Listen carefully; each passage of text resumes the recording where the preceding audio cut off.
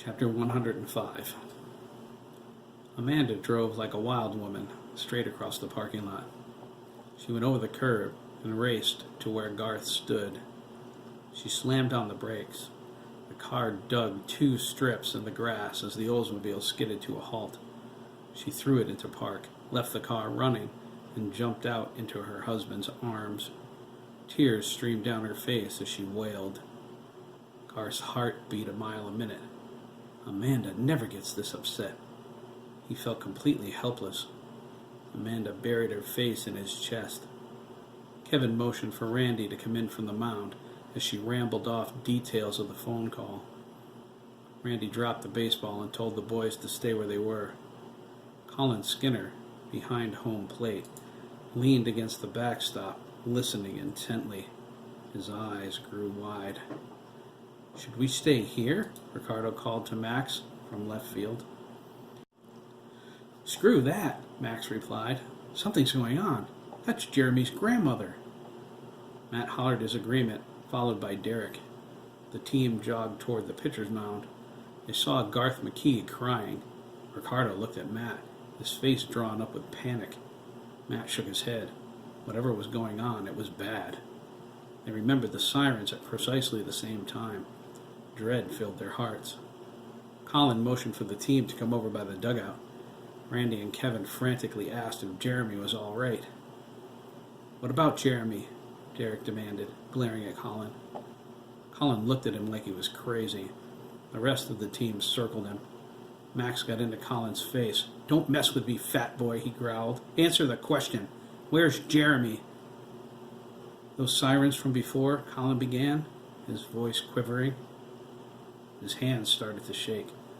"It was Jeremy. There was an accident. His father's dead." Max lashed out so fast Colin didn't have time to breathe. He slammed the chubby boy against the side of the dugout and held him to the wall. The rest of the boys moved in with him. "One more time," Max raged, "and I'll wreck you. Where's Jeremy?" "He's in the hospital," Colin sobbed. "Johnson Memorial in Stafford." Max dropped him.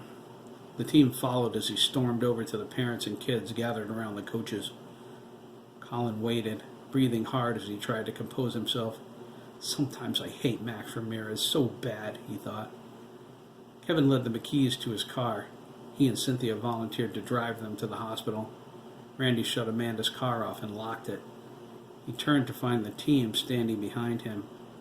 He opened his mouth to tell them they had to go home, but then he saw the look in Max's eyes. He nodded instead. "We're going," Max said. "I'll get the parents together," Randy replied. He paused by Matt, whose face looked like it was about to slide off. "Are you okay?" Randy asked, placing his hand on his son's shoulder. Matt didn't look at him. He shook his head. Derek began to cry. He lost enough this week.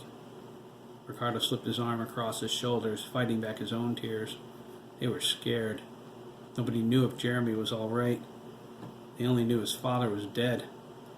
He must be devastated, Max thought. I am too. The umpire walked over from the opposing team's dugout, looking stern and irritated. He had no idea what was going on. He only knew the team of boys that was supposed to be playing was leaving. "Where are you going?" the umpire asked. "What about the game?" Derek spun around. His cheeks were flushed and soaked with tears. He yelled, "Screw the game!" "Yeah," Herman whispered. "Screw the game."